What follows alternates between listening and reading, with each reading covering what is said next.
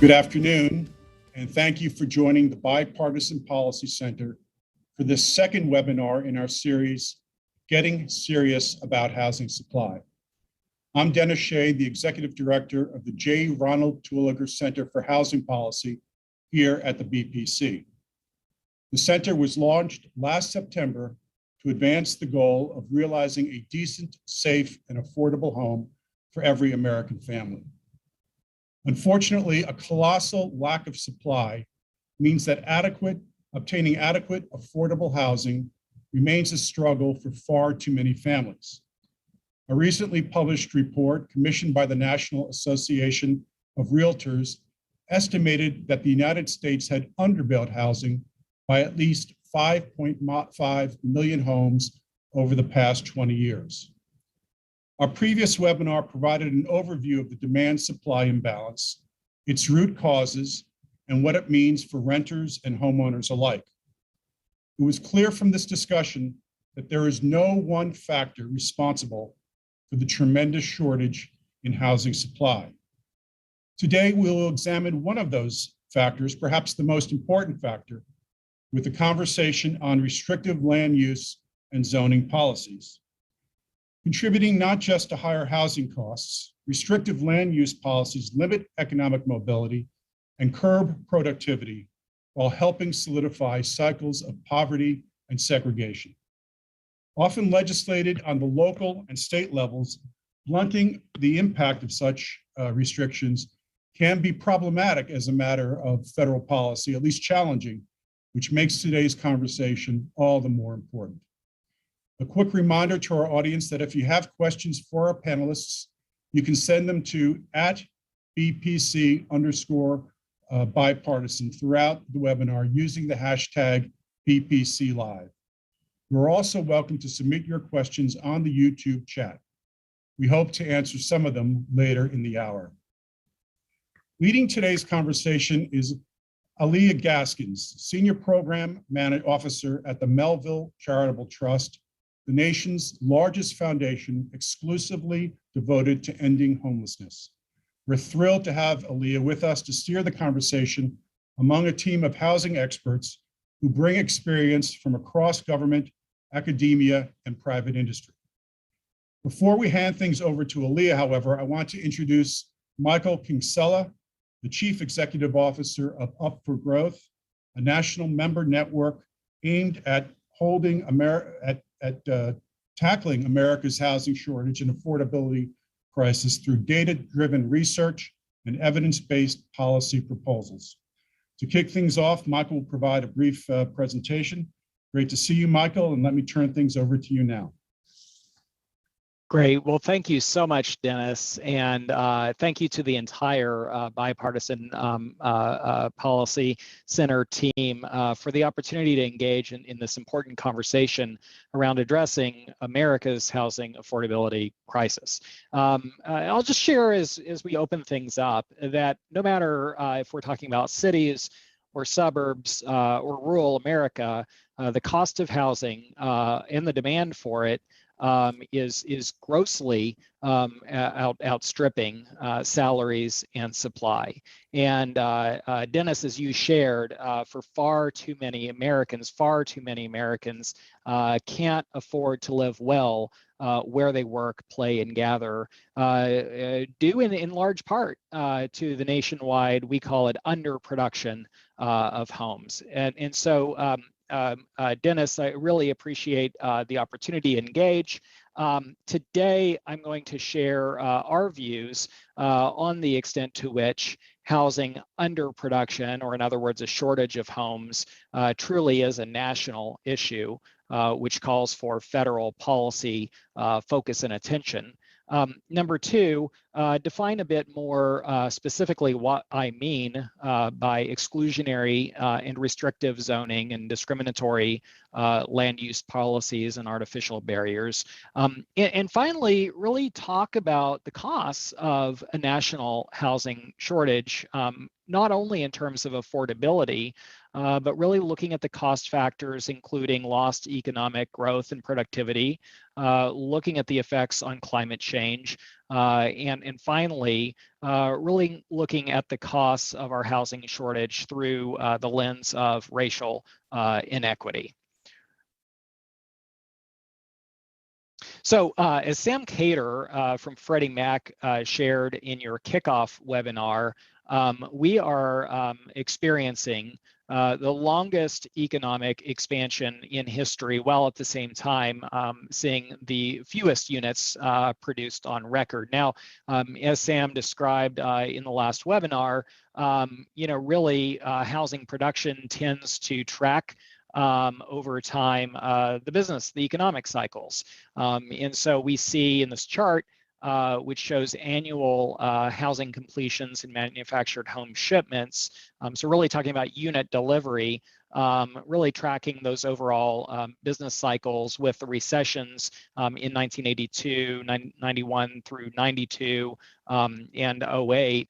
The blue bars really representing the low points in housing production at a national level. What's interesting is over the, let's say the close to 15-year expansionary period coming out of the global financial crisis of 08, 09, we haven't seen housing breach even the lowest points in those past economic cycles. So clearly our housing production has fallen quite short of what we've seen across the US historically. Second, we see a deteriorating relationship between household formation, one of the major demand drivers for housing, and housing production over time. Historically, and this is going all the way back to 1963, we've seen about 1.1 new homes built for every household formed. And the little bit above break even really accounts for economic obsolescence over time and frictional vacancy. To have a healthy and a balanced housing market, traditionally we've wanted to have seen about 1.1 new homes built for every household formed. More recently, from 2000 to 2016, that relationship deteriorated to a 0.98 new homes to every one household formed, which is a little bit below break even. So starting to fall a little bit short. And more recently, from 2010 to 2016, again, post global financial crisis, we saw a significant deterioration in the quantity of housing that the industry has built and completed relative to household formation, a 0.72 ratio. That means for every 10 new households formed from 2010 to 2016, the market responded with only 7 new homes. So we have systematically underproduced housing relative to housing needs. And that is showing up in the data, not only through the National Association of Realtors research, Dennis, that you referenced, or the Freddie Mac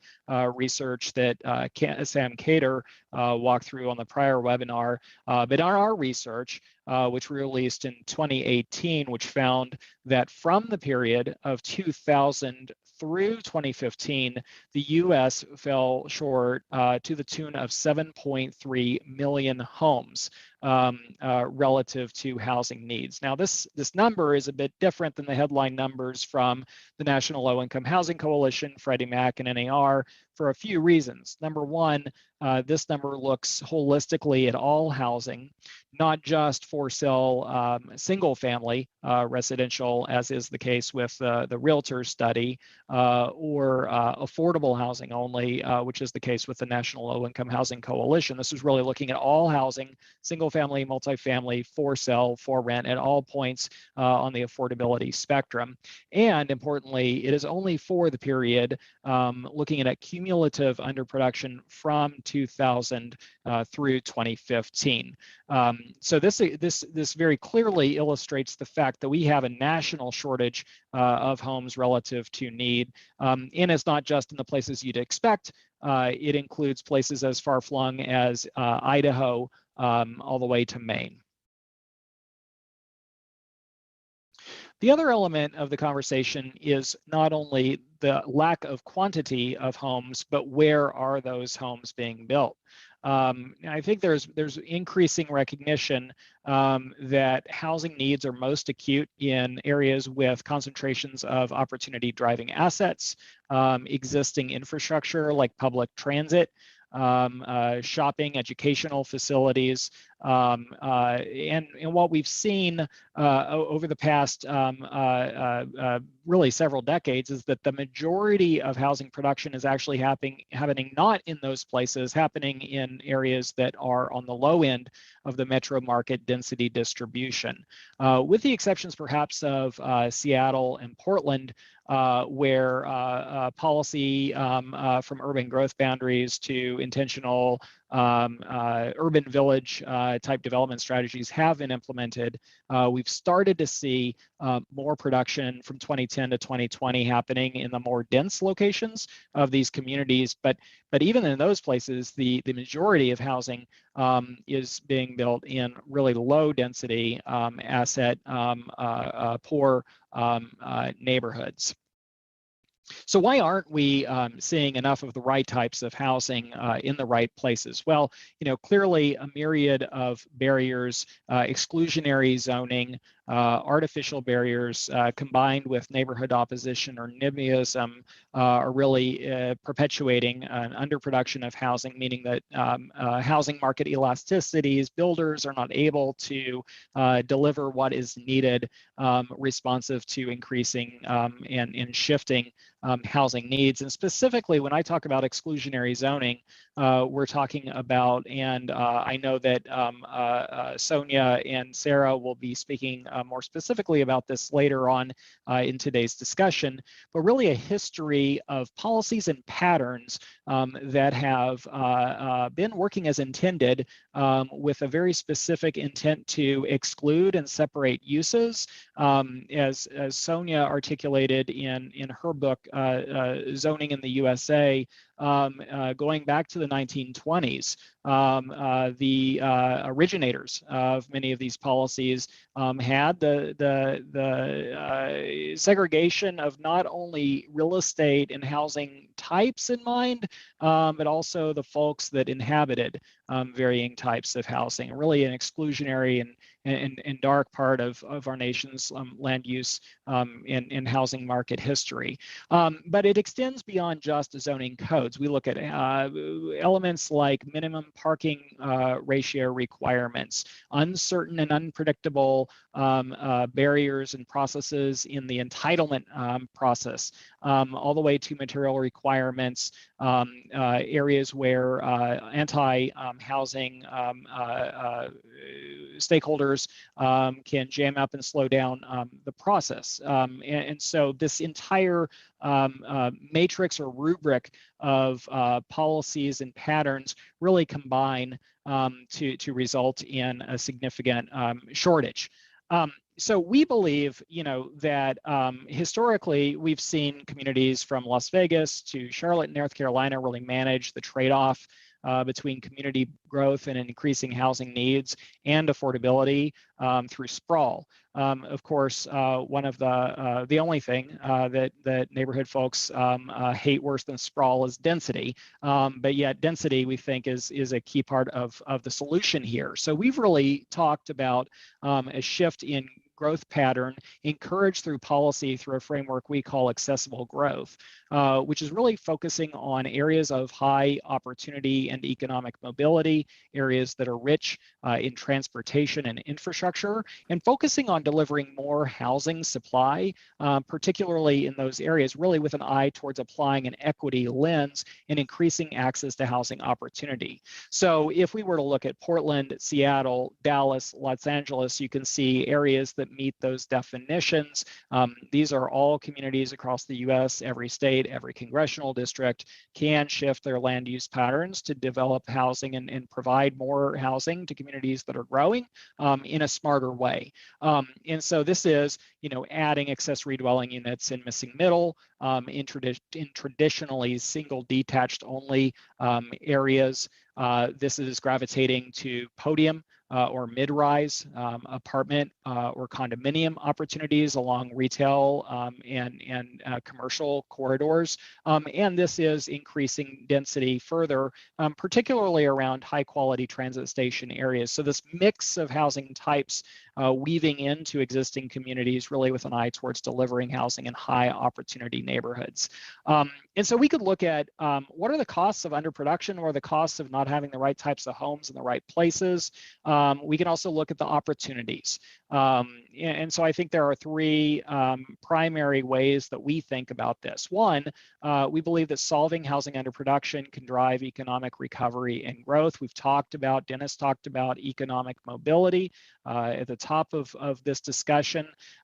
Certainly, economists like Sy and Moretti have looked at economic mobility and access to labor markets when thinking about what are the costs of underproduction or a lack of homes, particularly in the most productive labor markets across the US. In fact, they released a study in 2019 that found, were it not for barriers to housing, in the top three most productive innovation centers, labor markets in the US, New York, San Francisco, and San Jose, US GDP could be 10% or more higher than it otherwise would be. We look at the economic question a bit differently, which is to say, if we built the missing 7.3 million homes over, let's say, a 20-year forecast period, what would the contribution be to US GDP? And we can think about jobs, we can think about state and local tax revenue benefits. But at the end of the day, our analysis, when we looked at this question, found that the US GDP could increase to the tune of $2.4 trillion cumulatively over a forecast period of 20 years. And again, that's assuming accessible growth. If we were to look at more of the same, which is really continuing to build housing along a status quo framework, we would still see an economic benefit, albeit slightly lower at $1.9 trillion over that forecast period. From a climate change perspective, we believe that land use is one of the primary ways the policymakers can not only drive better meeting housing needs, but also reducing greenhouse gas and carbon emissions into the atmosphere. So we looked at this question in a couple of ways. One, we know that cars traveling between work and home is a primary contributor to CO2 and GHGs.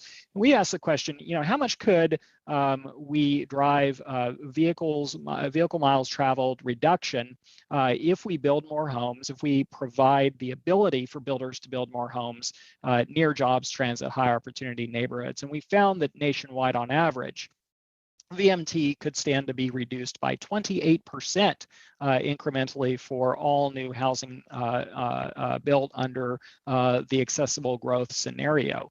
Similarly, from a land conservation or a land consumption perspective, we found that accessible growth requires only 25% of the land necessary to meet housing needs, assuming that 7.3 million home figure. So we're talking about going from 602,000 acres of land consumption to build those 7.3 million homes to about a little bit shy of 150,000 acres. A significant drop with implications not only for land conservation and preserving our recreational and natural resources, but also from an infrastructure finance perspective, some quite important implications. Again, important local, state, and federal.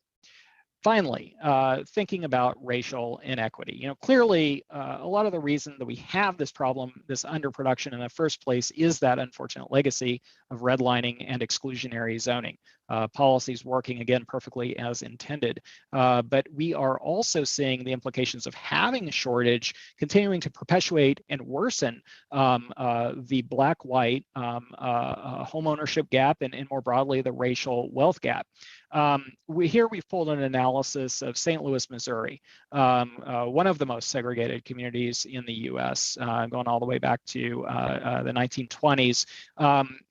The chart on the top really draws from Richard Rothstein's Color of Law, which shows a very clear line between old redlining maps and Euclidean zoning codes on the ground. What we found is that in the areas designated for whites only, sort of the A areas on the old redlining maps, 75% are zoned for exclusively single detached only housing, whereas on grade D on the old redlining maps, the redlined areas are only zoned for 3% single family. And what this means is that if you want to live in these grade A areas, you've got to be able to afford a single detached large lot only single detached home.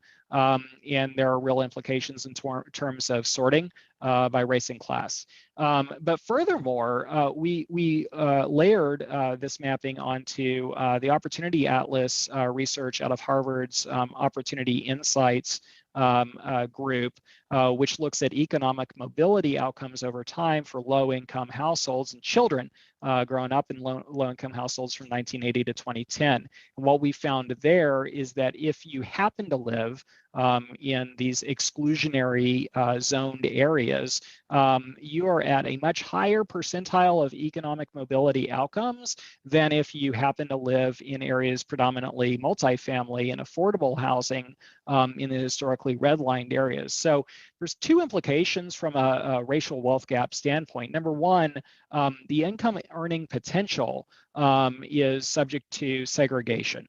And so, so there are implications for Black versus white Americans growing up in cities like these, again, directly as a result of exclusionary zoning policies going back 100 years.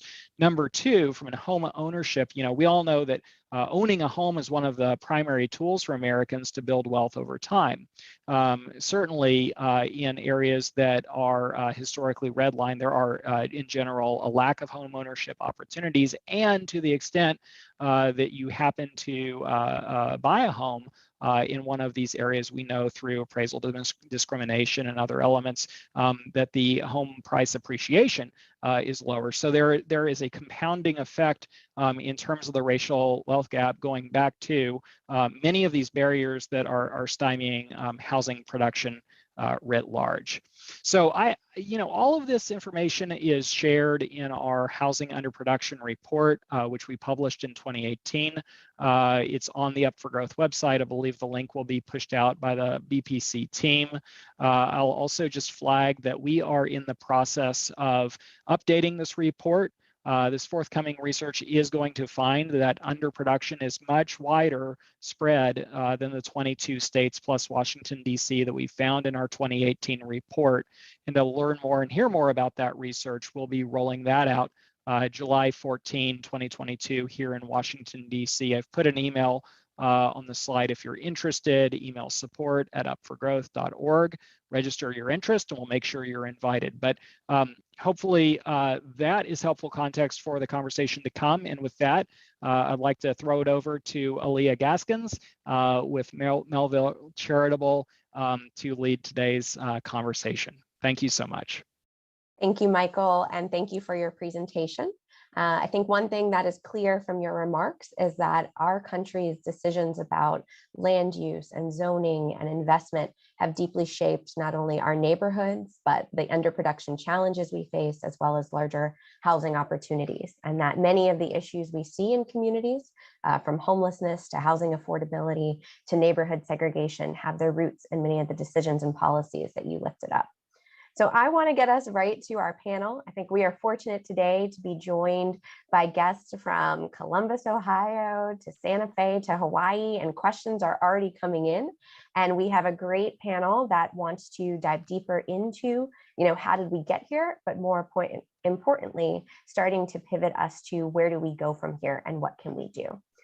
So we have Sonia Hurt, who is Dean and Hughes Professor of Landscape Architecture and Planning at the University of Georgia's College of Environment and Design. We also have Sarah Bronin, who is a professor at Cornell University and the founder of Desegregate Connecticut, which is a coalition of neighbors and nonprofits and others who are advocating for a more equitable, more affordable, and more environmentally sustainable land use policies across Connecticut. And lastly, we have Mr. Alex Salazar, and he is with Salazar Architects. He's a principal there, and they focus on integrating sustainable design methods into affordable housing. So before we dive into some questions, I just want to remind folks that you can send questions. You can tweet them to us at BPC_bipartisan, and you can do that throughout the webinar. You can also submit questions in the YouTube chat, and we are going to hope to get to as many as possible of your questions as we can. So with that, I want to start by just kind of setting the stage and understanding a bit more about the work that each of you do.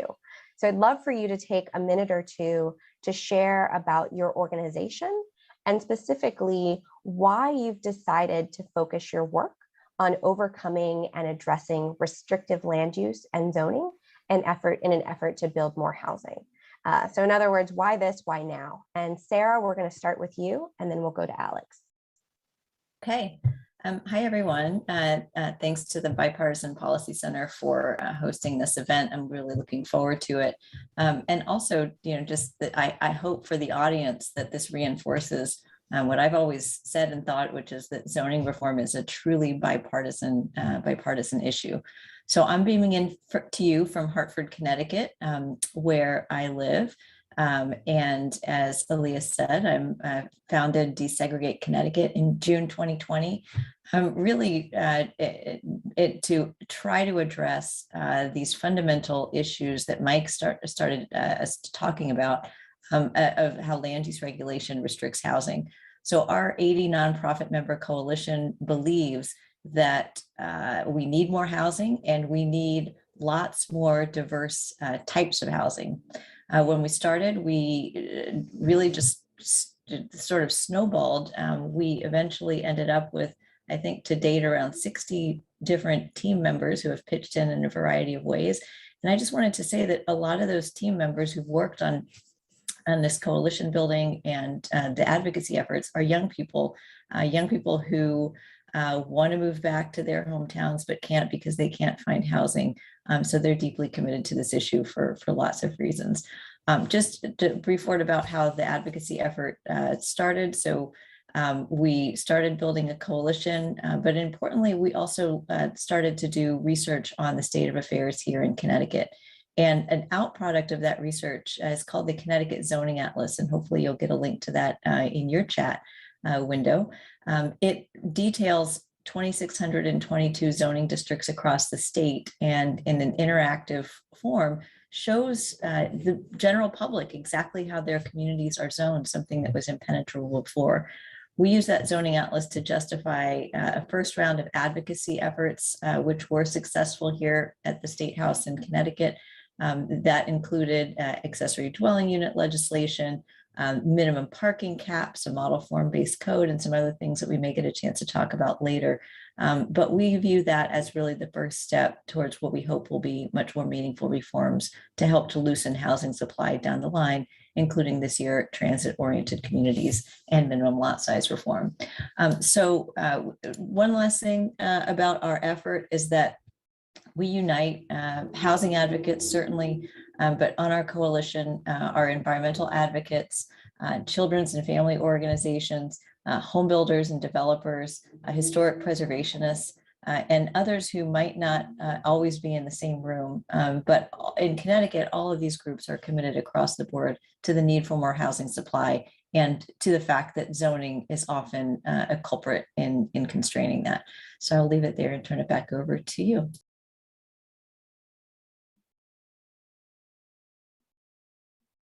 Hi, everybody. This is Alex Salazar. I'm principal of Salazar Architect. We're a public interest design firm, which is a branch of the design professions that grew out of the 1960s civil rights movement. And I started the practice in 2007 in Oakland, California. A great year to start had it not been for the Great Recession.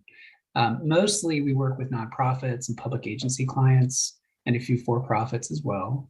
And since moving the practice to Portland, Oregon in 2015, we grew from one person, me, to now 21 amazing staff from the US, Latin America, India, and Ukraine.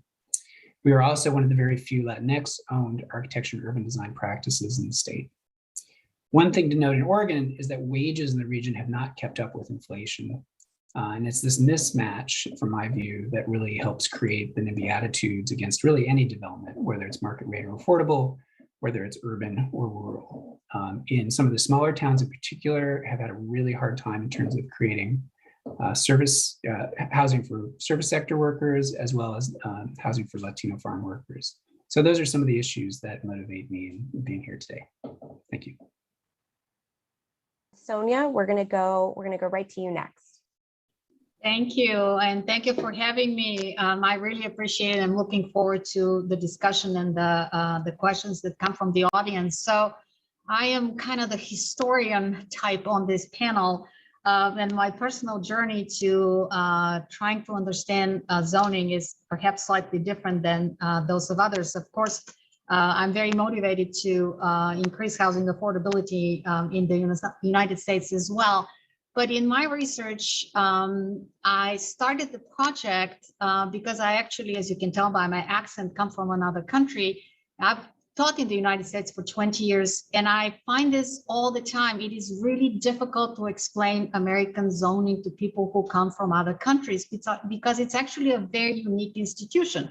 It wasn't invented in the United States, and arguably it was invented in Germany, but very quickly it developed its own profile. And I think this uniqueness is important to keep in mind because I think when we talk about policy reform, we tend to be somewhat self-referential. We think of the things we've done in this country and let's see what we can do.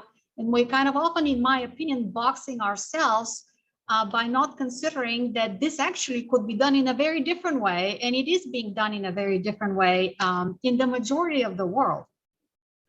So how did we get here? Well, it had, the zoning has a very long history, of course, but in short, it was motivated by exactly the same things that many of you have already alluded, desire for very explicit racial segregation. Also, there was a very clear desire for class separation. They might overlap, but there is a lot of conversation about the necessity of bankers to live separately from those who work for the banks in the early 20th century.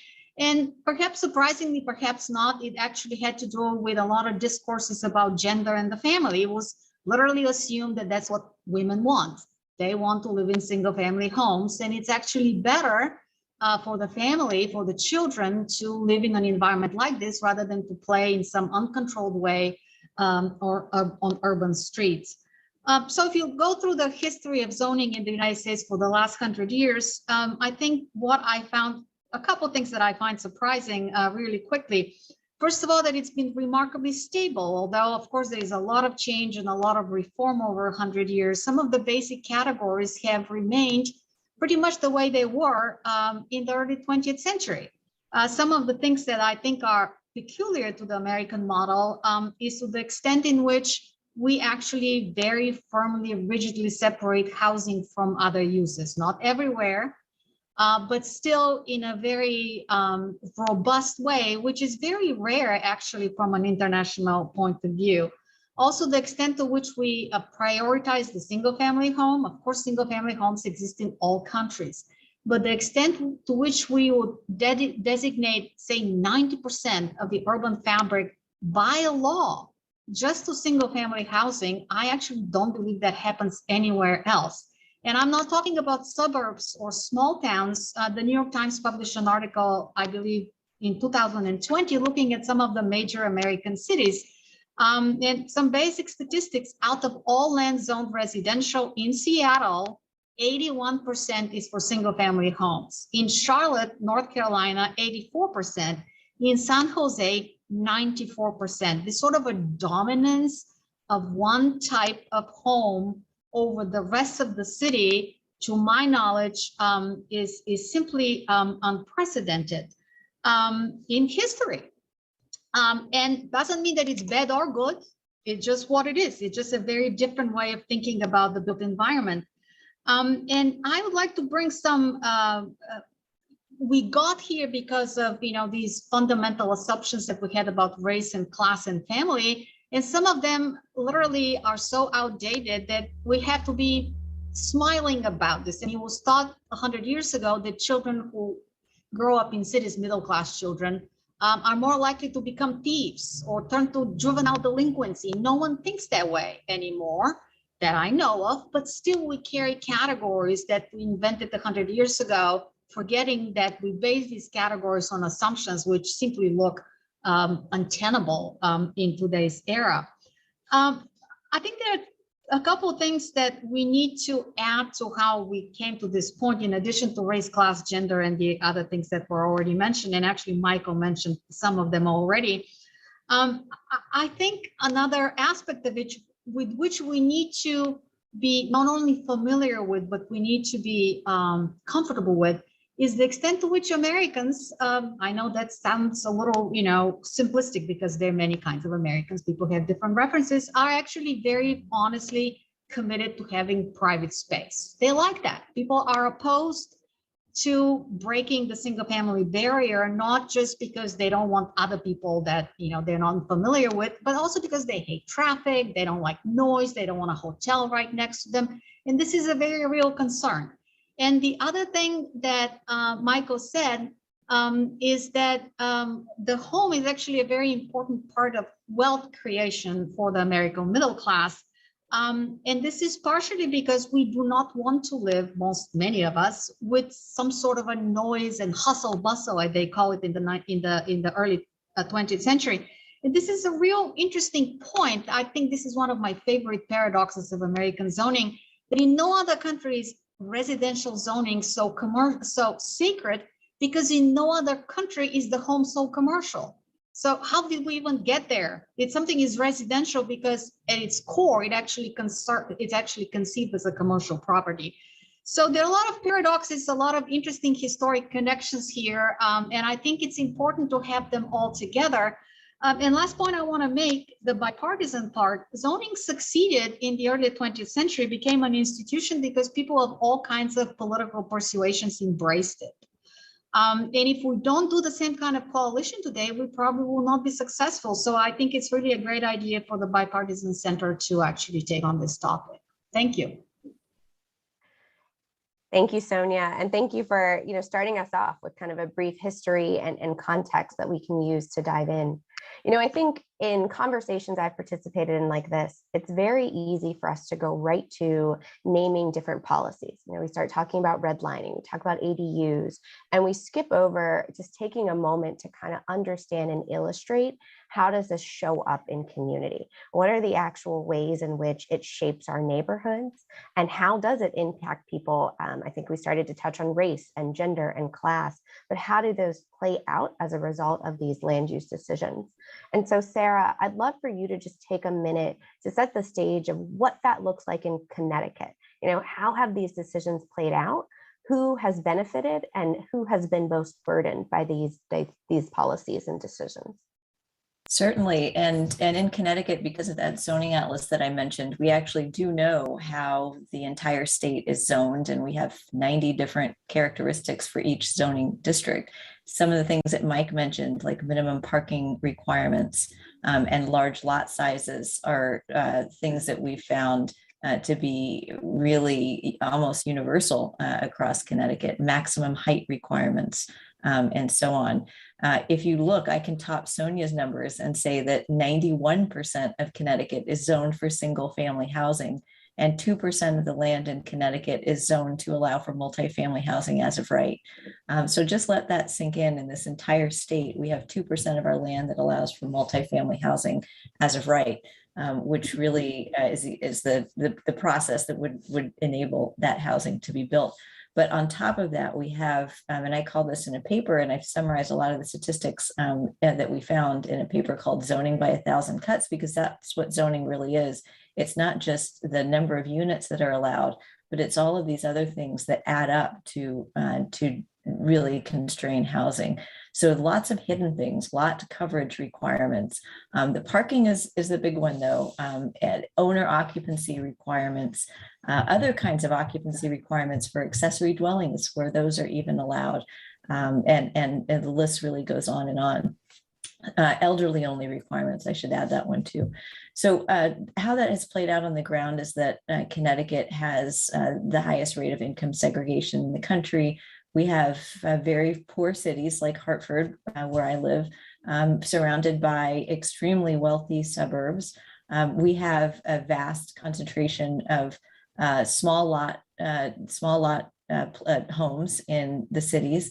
And outside, we have very, very large lot, environmentally unfriendly sprawl out as we go outward. So another statistic for you that we found with the zoning atlas, 80% of residential land in Connecticut has a 1 acre minimum lot size, 1 acre minimum, 80%. 50% of residential land has a 2 acre minimum lot size.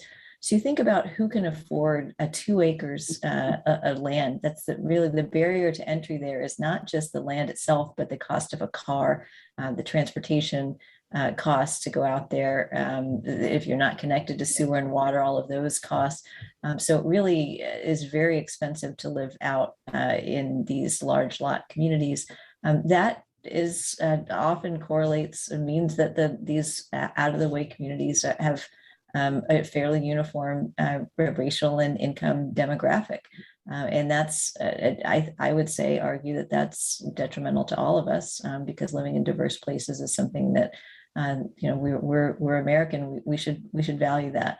So it's manifest in lots of different ways. I think because we have not studied zoning to the level of the district the way that we have in Connecticut, in so many places, it's hard to generalize, but there have been a number of studies that show the correlations between particular zoning restrictions and racial gaps, wealth gaps, home ownership access, public health.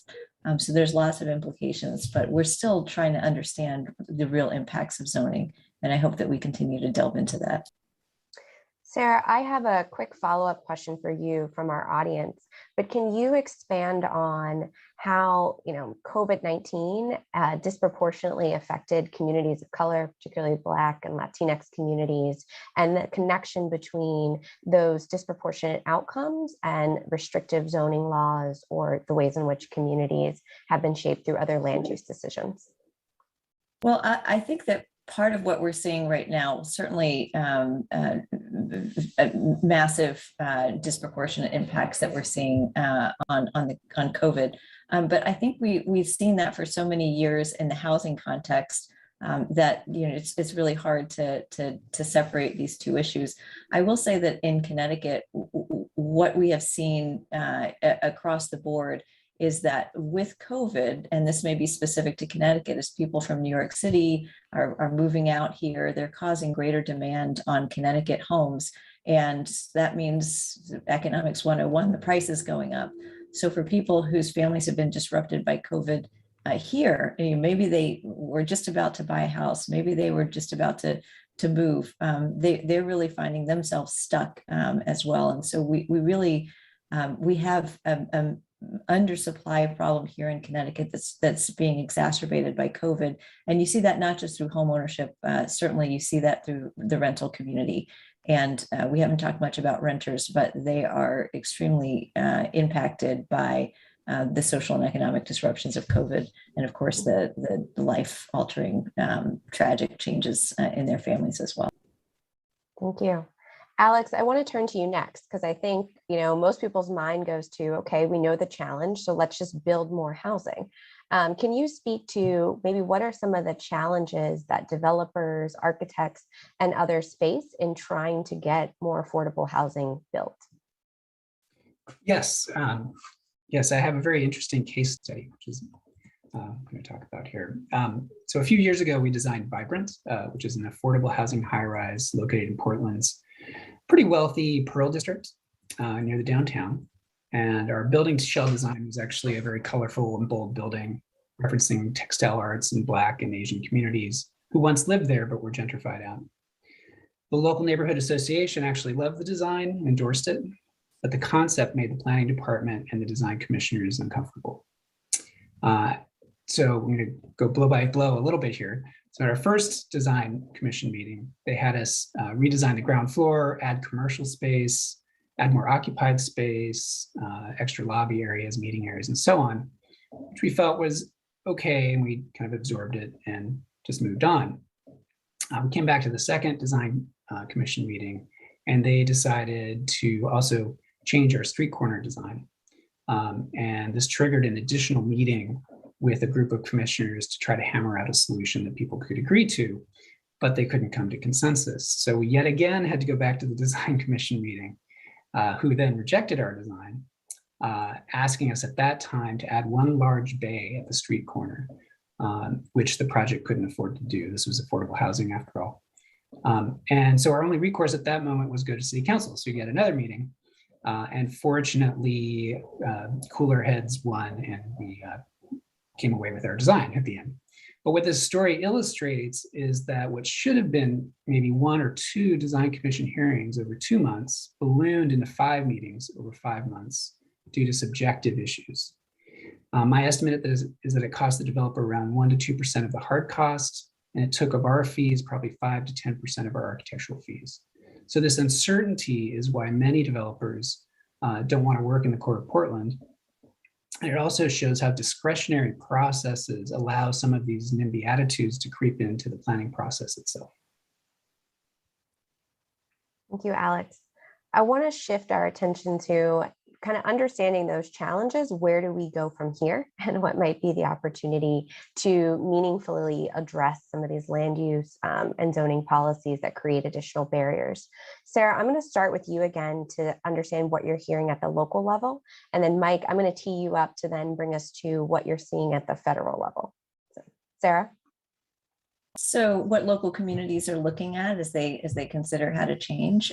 So we've gotten lots of requests from communities around Connecticut, and actually all over the country too, about different strategies. We have what we call Be the Change playbooks on our website that are for local advocates, land use commissioners, and people running for office on the land use side. So those are pretty applicable everywhere. We encourage you to take a look at those. But we're seeing communities who want to do things like accessory dwelling units, missing middle housing between 2 and 4, 2 and 6 units. We are seeing a change too, actually, around transit-oriented development, and part of that is new investments being made in our transit lines here in Connecticut, and the hope that communities can act to take advantage of that. But we're not always seeing the urgency and the scale and the scope at the local level that we think is necessary. And there's always give and take between states and local governments when it comes to zoning. So actually what we are seeing from people who really have recognized the housing supply need is a recognition that there should be some greater state involvement in some of these decisions to enable local governments to really have guidance, set a baseline, and then innovate within a framework of a statewide approach for more housing. So, things are evolving. The conversation in Connecticut, like all across the country, is becoming more focused on housing supply. There have been a couple of articles out today and yesterday about this topic. And so I hope that those conversations continue to evolve. Thank you. Mike, let's turn to you. I mean, I know oftentimes these issues play out at the local and state level, but we are starting to see some movement at the federal level. Can you talk a bit about some of the bills and strategies that are underway, where they stand, and what could be their potential impact?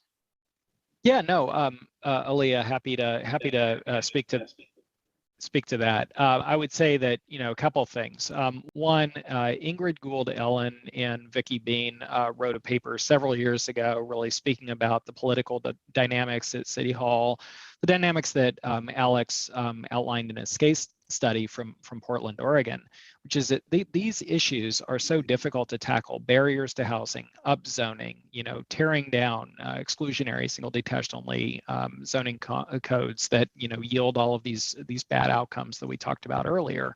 And so there's a really important role for states to play, and it's encouraging to see states from Oregon to Connecticut to Nebraska and many other places around the country starting to tackle this issue of setting minimum standards around housing at a statewide level.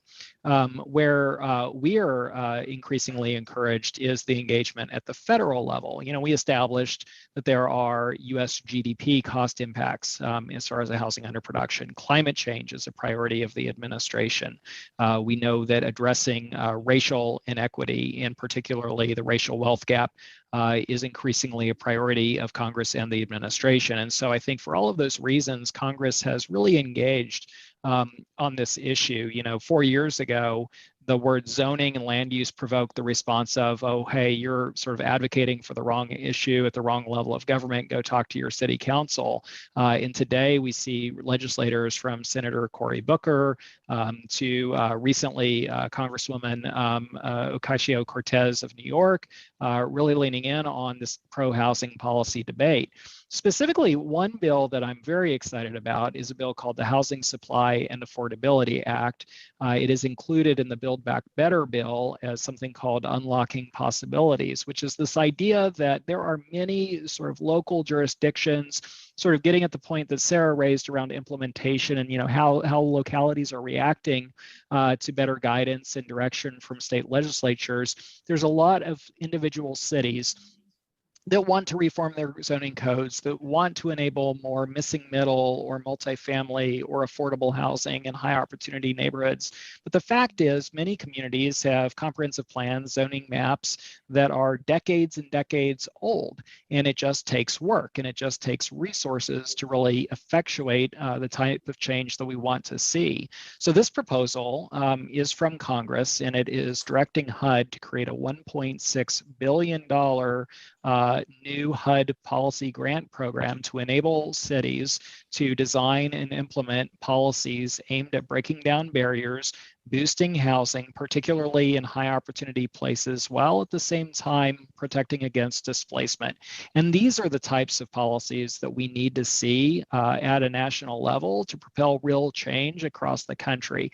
There are other bills. You can go to upforgrowthaction.org to learn more about several additional legislative proposals. But I guess I would leave it with Congress has recognized that the housing underproduction is a national issue and that the quantity of legislative proposals aiming at dealing with this are increasing, and we're encouraged by the momentum that we're seeing. Thank you, Mike. Alex, I guess from your perspective, what are our legislators missing? What else should they be thinking about from the developer and architecture standpoint? And also, if you could touch on in that question, we had some things in the chat around financing and what financing tools might be helpful to spur more affordable housing. Sure, I'll do my best here. Well, one thing that I think is missing that's kind of important here in Oregon is that the Oregon Housing and Community Services actually did some research and study to try to understand what was really driving the cost increases in housing production. And what they sorted out was that really system development charges and material costs are the two main drivers, not soft costs like architect fees, for example. So that is a potential strong link to the new infrastructure bill that passed Congress as an area that could really support development, whether it's market rate and affordable, if it's appropriately used and looked at. On the financing, not my huge strong suit, but we traditionally, I think in Oregon in particular, people combine or use both 4% and 9% tax credits. That's kind of an essential piece to producing housing for anywhere from 0 to 60% AMI units. There are some developers trying to get at the missing middle housing, so that's been a huge topic. So bringing some private capital into the equation to try to make those projects pencil, but they're very hard to pencil.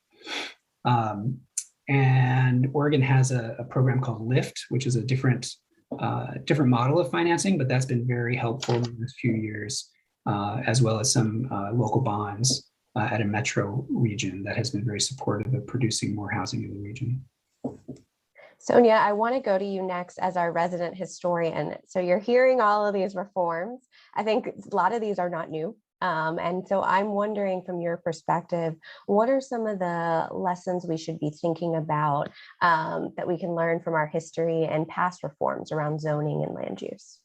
Absolutely. So my assessment of the current state of zoning reforms is that they're very evolutionary. We are not observing some sort of a revolution in zoning. Even in cities that we praise for zoning reform like Minneapolis, all they did is that they reconsidered the single family category to go to 3 units attached. That's all. We're not talking about multifamily housing being mixed with single family housing, which is routine in many other parts of the world. So I've been on many panels with experts like this one, and we talk about what we can do, you know, as people associated with government.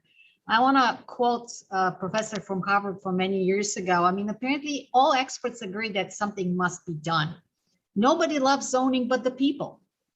So it remains a popular institution. We can call it NIMBYism, but the point is people have legitimate concerns about privacy. They have legitimate concerns about traffic, about whatever.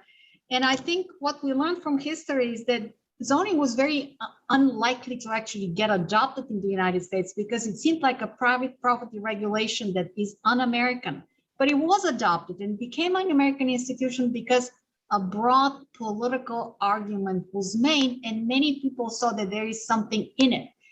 Zoning was known as the poor man's law because if you're rich, you can live anywhere. But if you're poor and you don't want to live by industry, zoning would protect you. So it actually appealed to the middle class, including the lower middle class. And I think this sort of a argument that convinces people that zoning reform is something that is going to help you is ultimately what we need. And the other thing, I just want to pivot to another topic for a little bit.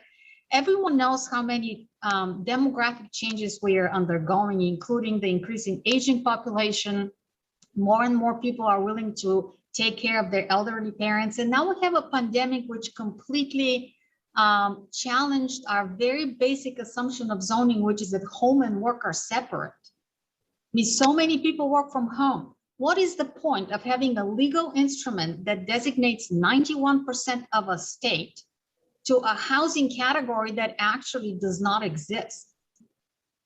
I mean, I think there's some very basic assumptions that we need to reconsider, or otherwise we are stuck with a legal instrument that worked 100 years ago.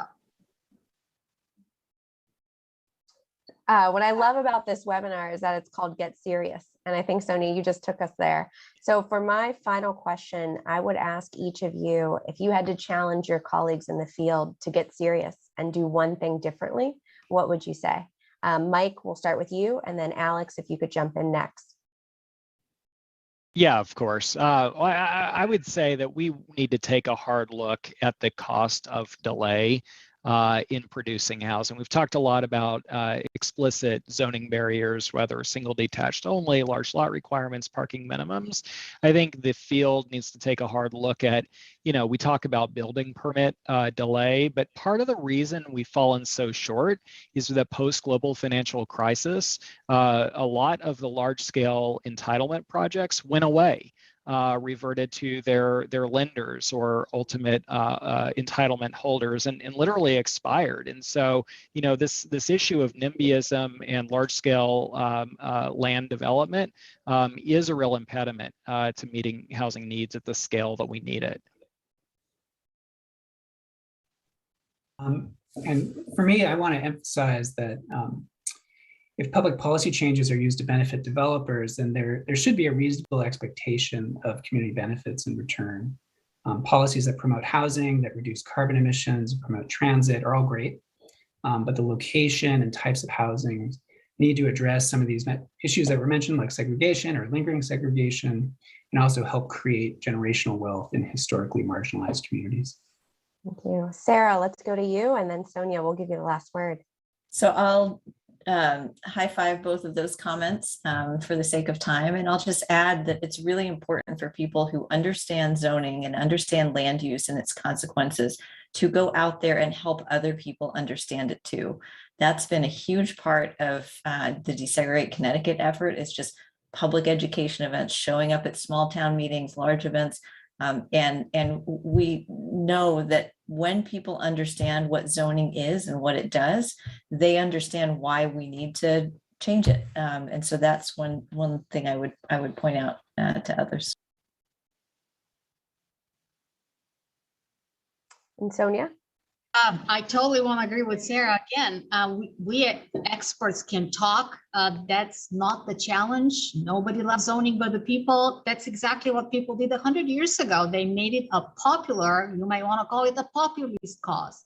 And until we can articulate the case in which a broad coalition of people think that this is something that's going to benefit them, it's just going to be a self-referential conversation. So I think I totally agree with Sarah.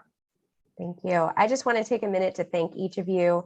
I know this is a lot of topics to cram into 30 minutes, and I appreciate you kind of giving us a tour of how we got here, where we're headed.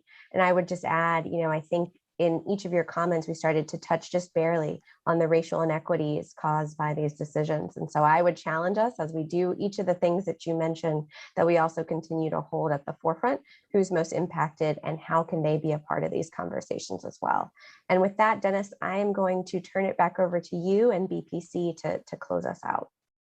Well, thank you, Aaliyah, and thank you to all the panelists for this truly important and fascinating conversation. And as someone who likes history, I appreciate Sonia's perspectives particularly. But, besides getting serious, some of my takeaways from this conversation are that increasing the supply of affordable homes dramatically is absolutely essential. The diversity of housing types is critical, ensuring that we have a broad diversity of housing types. And that zoning and land use reform is bipartisan and should be bipartisan. So this was a great start for what we're trying to achieve at the Terwilliger Center.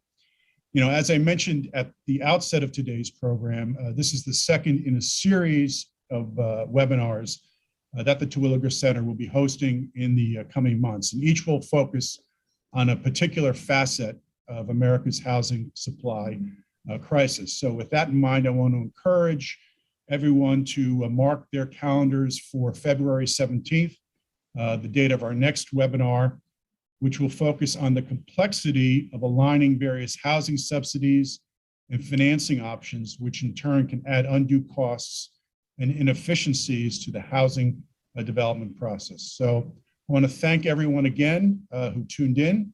And from all of us at the Terwilliger Center and the BPC, we wish you good health and hope to see you back next month. Take care.